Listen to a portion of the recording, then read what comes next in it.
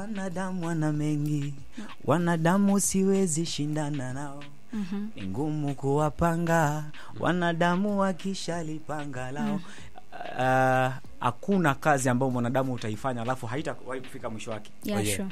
Kama ile kazi ya wewe kushindana na mwanadamu mwenzako. Ni ngumu sana.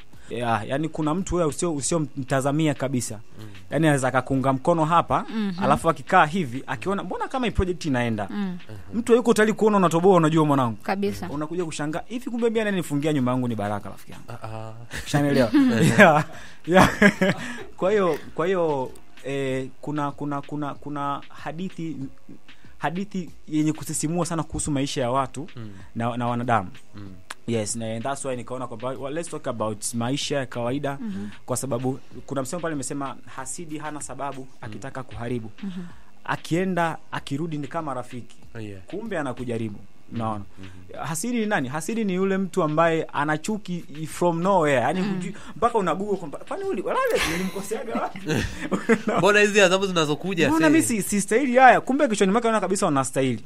Kwa sababu gani? Sometimes hata baraka zako kuna muda baraka pia ni mwanzo wa chuki. Yeah, sure. Lakini wote ni wanadamu. Kwa ndo maudhui hasa ya huu wimbo.